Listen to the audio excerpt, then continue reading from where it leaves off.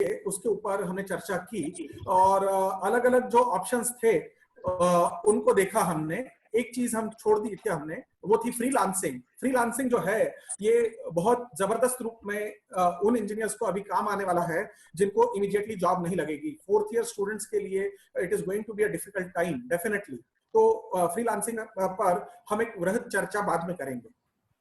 इस सब में एक बहुत इंपॉर्टेंट चीज है कि इनोवेशन इज द की। यहाँ पर एंटरप्रेन्योरशिप वो चलने वाली है जहां इनोवेशन रहेगा, जहां आप कोई नई चीज आप देंगे। पर एंटरप्रेन्योरशिप किसको लेना चाहिए, ये बड़े कॉशन के साथ में मैं बता रहा हूं। मैंने कहा इसलिए एंटरप्रेन्योरशिप में जाना ये सही नहीं है।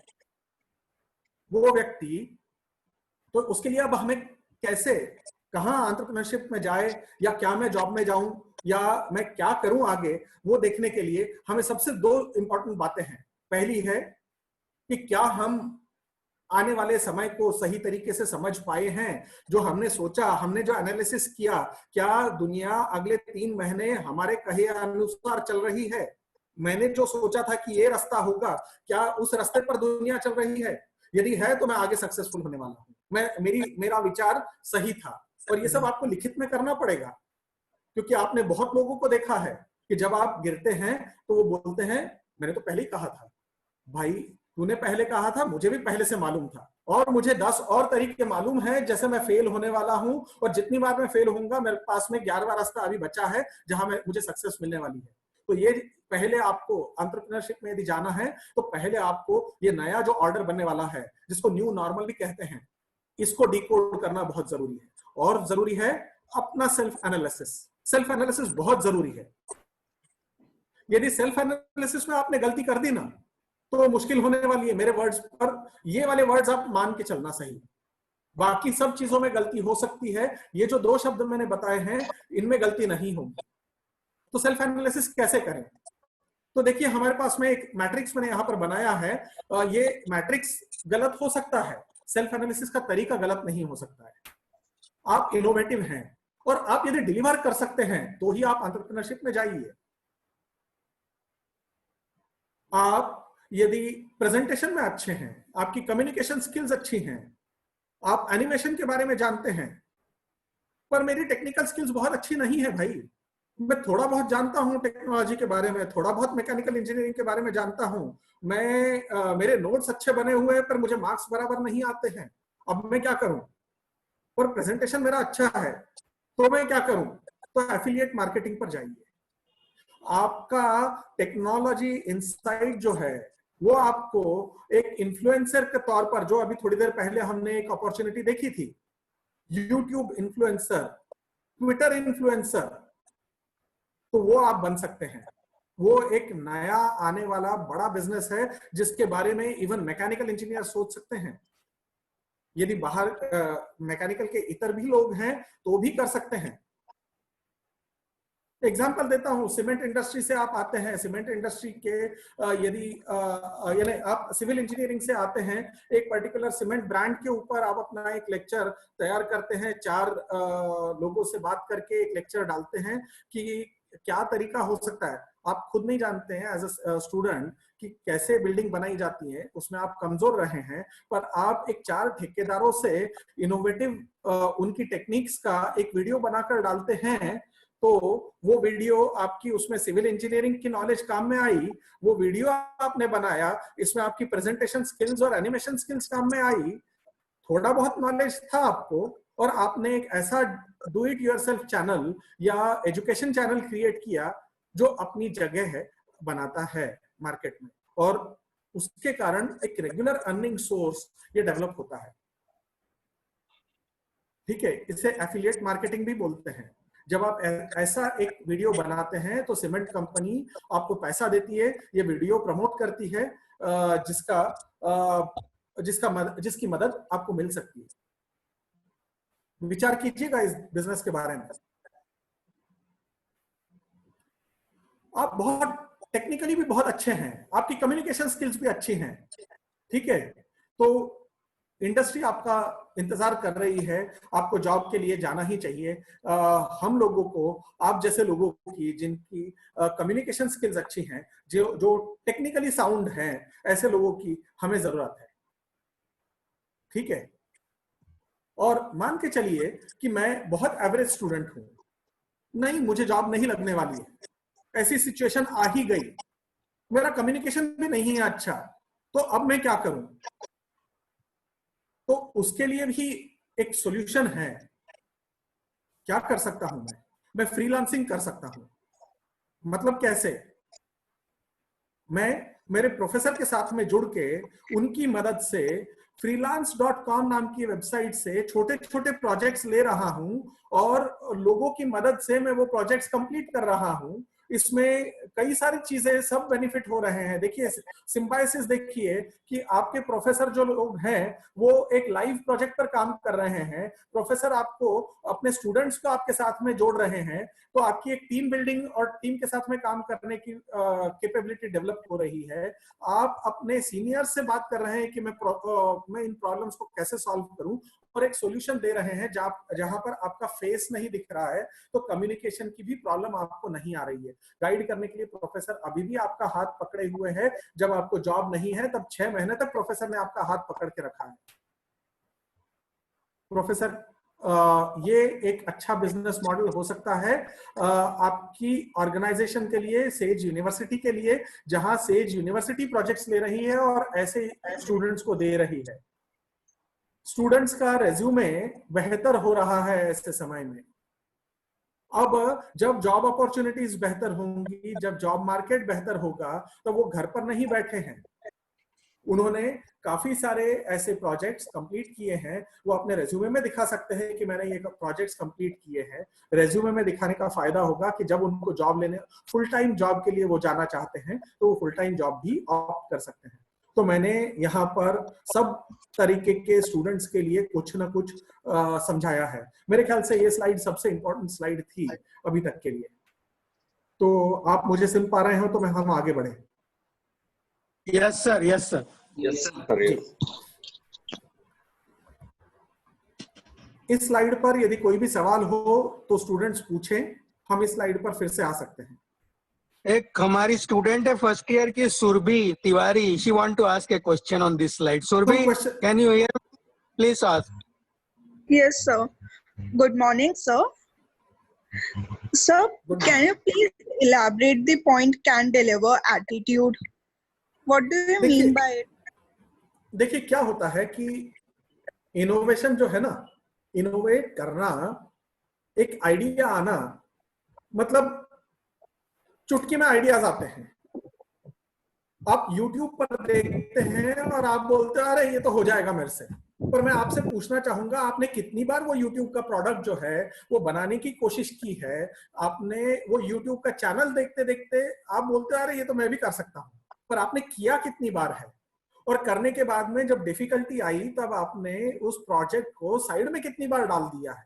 यदि आप उस फेलियर के बाद में फिर से उसको करके 4 बार करके 5 बार करके आप यदि सक्सेस ला सकते हैं तो ही एंटरप्रेन्योरशिप में जाइएगा, वरना आप अपने पिताजी के पैसे वेस्ट करेंगे।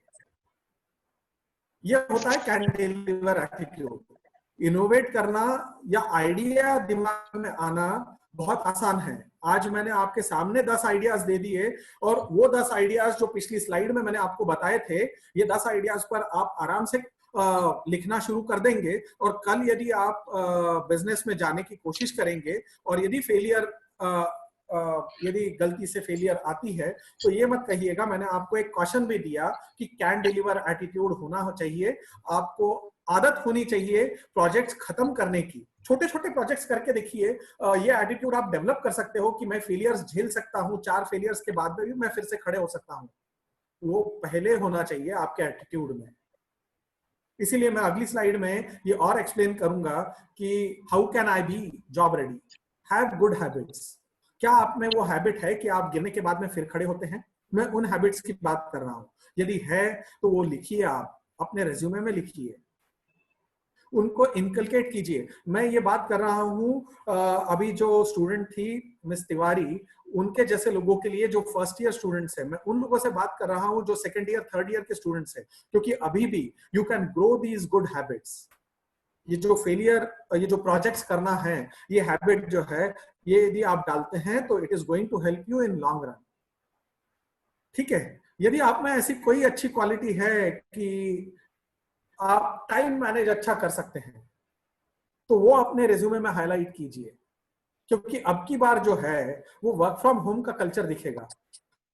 वर्क फ्रॉम होम का कल्चर जो रहेगा, उसके लिए आपको जरूरी है कि आपने यदि बोला है अपने बॉस को कि मैं 10 बजे मीटिंग में आ जाऊंगा, तो आप 10 बजे मीटिंग अटेंड कर लेंगे। बहुत अच्छा लगा आज मुझे सेज यूनिवर्सिटी के स्टूडेंट से मिलके कि 35 स्टूडेंट्स जो थे वो आज 11:02 पर 35 स्टूडेंट्स वहां पर लॉग इन हो चुके थे। ये मायने रखता है इंडस्ट्री में, टाइम मैनेजमेंट बहुत मायने रखता है। यदि आप अपना दिया गया काम, अब चूंकि आप वर्क फ्रॉम होम करेंगे, घर से करने वाले हैं, आपको दिया गया काम 1 घंटे का काम आप 1 घंटे में डिलीवर कर सकते हैं, तो ये लिखिए आप अपने रेज्यूमे में। और इस टॉपिक पर जब आपका इंटरव्यू लेने वाला व्यक्ति आएगा, तो उसको ये एग्जाम्पल देकर बताइए कि सर मैं घर पे बैठ के मेरा काम, यदि वर्क फ्रॉम होम है तो भी आपको निराश नहीं करूंगा। आप 10 बजे का काम बोलेंगे तो मैं 10 बजे आपको वो काम डिलीवर करूंगा। 1 घंटे का काम जो है घर पे बैठ के मैं 45 मिनट में करने की कोशिश करूंगा। मेरी घर पे एफिशिएंसी अच्छी आती है। ये चीजें आप हाईलाइट कर सकते हो। अभी इस 60 दिन के समय में आपने अपने आप को कैसे तैयार किया? आप टेक्निकली अच्छे नहीं थे, तो क्या आपने ऑनलाइन कोर्सेस लेकर या अपने प्रोफेसर से अलग से कोर्सेस लेकर, क्या आपने ट्रेंडिंग जो सब्जेक्ट्स हैं, जैसे मैंने अभी अजाइल टेक्नोलॉजी की बात की, मैं बीच में आपको एक्सप्लेन कर रहा था, उसको स्वॉट एनालिसिस बोलते हैं, क्या आपने उसके बारे में जानकारी है? तो ये ऐसे ऑनलाइन कोर्सेज जो हैं, सिक्स सिग्मा के ऑनलाइन कोर्सेस हुए या लीन के ऑनलाइन कोर्सेस हुए, क्या आपने ऐसे ऑनलाइन कोर्सेस किए हैं? यदि आप डिजाइन पे जा रहे हैं तो डिजाइन लाइफ साइकिल के बारे में क्या आपने ऐसे ऑनलाइन कोर्सेस किए हैं? इसके बारे में आपको विचार करना चाहिए था। या अभी भी यदि समय ये नहीं हुआ है, आप अभी भी आगे बढ़ सकते हैं।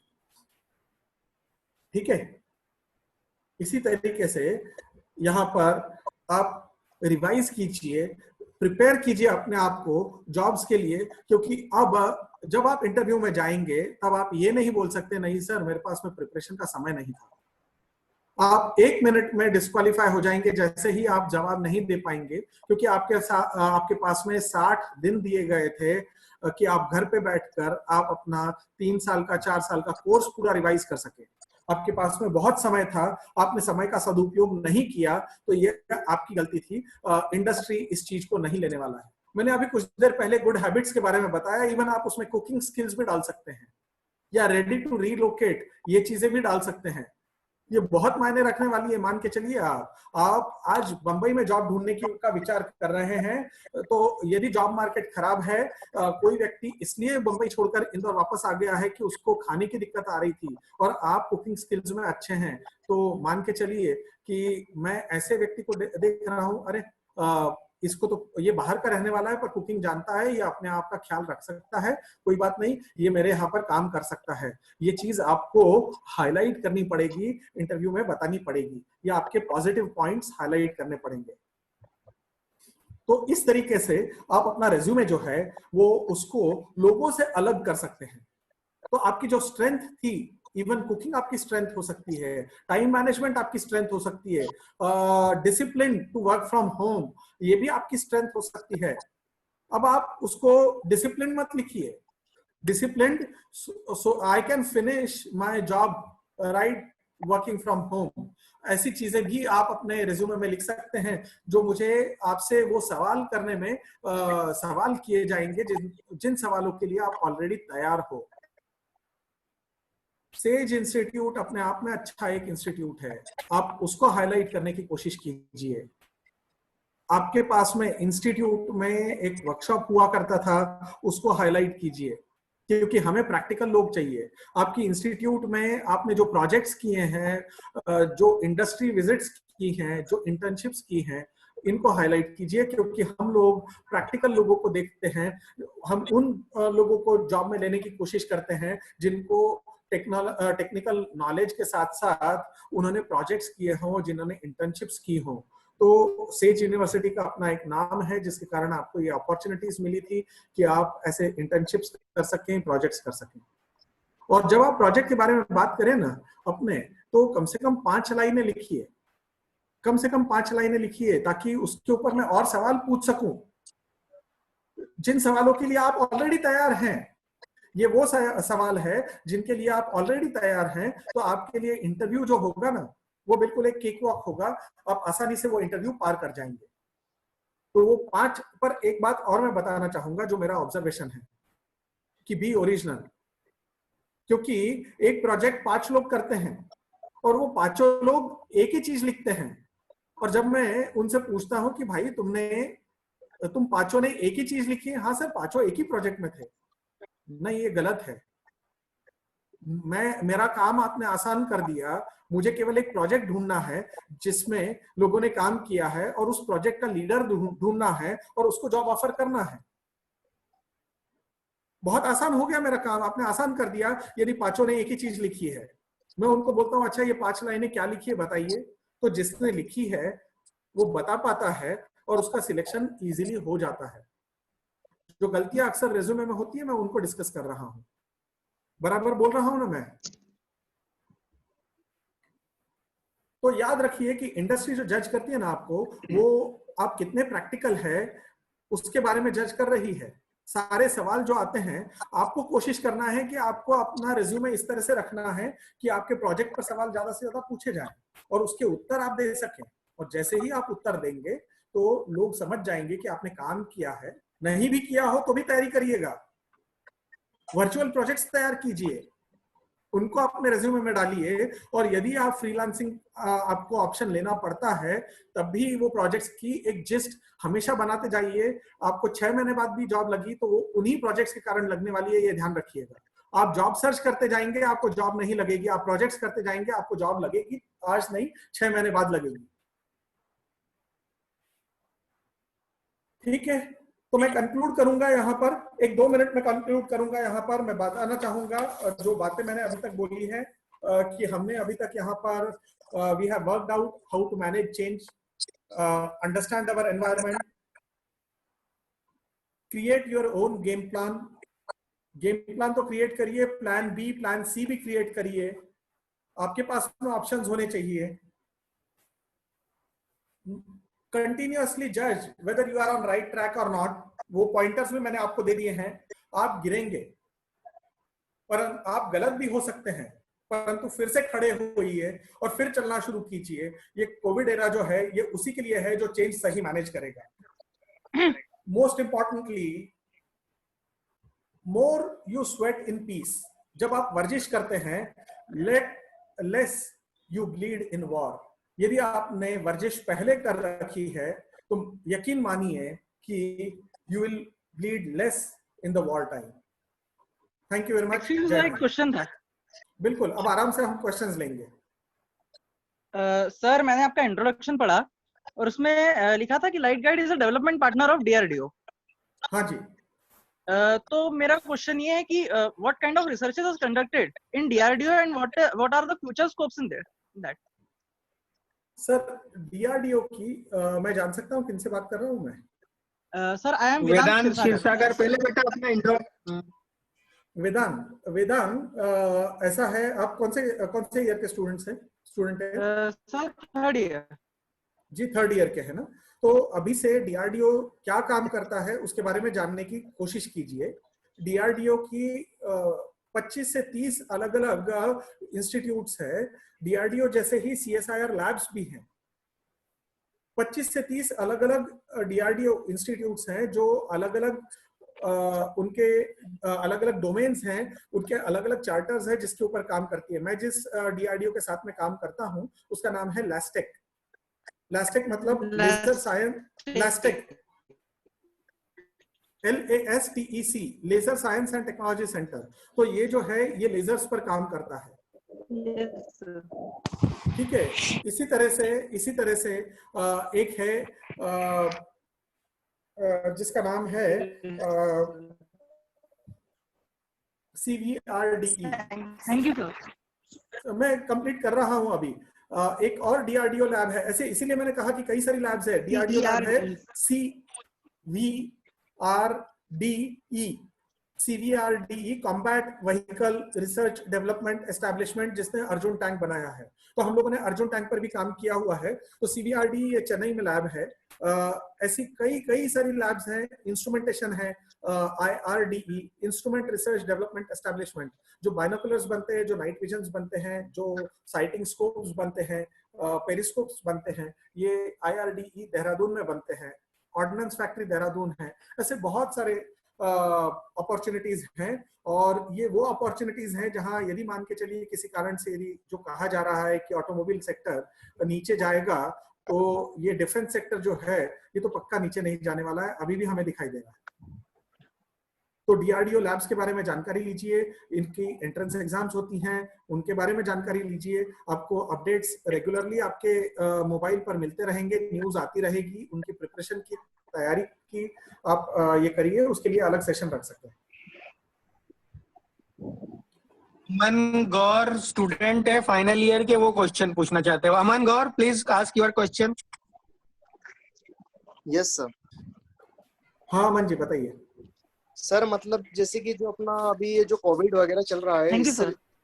इससे जो रिलेटेड है, तो मतलब अपन अभी मैक्सिमम ईयर तो मतलब बाहर अपन जॉब अभी कर नहीं सकते हैं। देखिए दो चीजें मैं बताना, हाँ आप पहले सवाल कर लीजिए फिर मैं जवाब देता हूँ। सर मतलब अपन अब सर मुझे तो डिजाइन फील्ड में जाना है बराबर। उस बेस पे मतलब सर आगे जो प्रिपरेशन कर रहा हूँ डिजाइनिंग फील्ड में, तो उसको लेकर जैसे कि अगर मुझे आउट ऑफ इंडिया जाना है या फिर बाहर जाना है, ठीक है, तो अभी तो पॉसिबल तो अभी ये हो नहीं सकता है। चलिए मैं समझ गया। आपका एक सवाल है कि आपको डिजाइन में करियर परसू करना है और इंदौर के बाहर जाना है, ये दो चीजें आपको करनी है, बराबर है? Yes sir. ठीक है, तो सबसे पहले एक सवाल, ये कैच क्वेश्चन है, देखते हैं कितने लोग सही जवाब दे सकते हैं। पहले आप इसे शुरू करते हैं। डिजाइन, आप डिजाइन में करियर परसू करने के लिए आपने अभी क्या तैयारी कर रखी है कि जिसमें आपको जॉब लग जाएगी, बताएं। सर डिजाइनिंग फील्ड में सर मतलब मेरा तो इंटरेस्ट ऑलवेज है सर, और मतलब मेरा focus sir only on design पे है। मैं चाहता हूं आप ये मुझे बताएं कि आपने डिजाइन फील्ड को चुनने के लिए आपने क्या तैयारी की है। मैं आपको एज अ डिजाइनर क्यों चुनूं, मुझे डिजाइनर की जरूरत है। आपके रिज्यूमे में ऐसा कौन सा एक पॉइंट रहेगा जिसके कारण मैं आपको डिजाइन लूं और एज अ डिजाइनर ले लूं, बताइए। सर उसमें सर मेरी जो प्रीवियस जो तैयारी रहेगी सर, वो मतलब मुझे पता है कि आपको क्या चाहिए। नहीं आप मेरे को एक लाइन में बताइए, आपके रिज्यूमे में आप क्या लिखेंगे जिसके कारण मैं आपको ले लूं। एक वो लाइन जो रिज्यूमे में रहती है, हर डिजाइनर के रिज्यूमे में रहती है, बताइए क्या रहती है। कोई जवाब देना पाएगा? किसी ने बोला software, design software.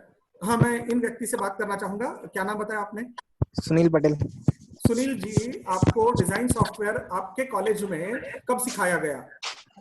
Sir second year AutoCAD में ऑटोकैड सिखाया गया, ठीक है ना?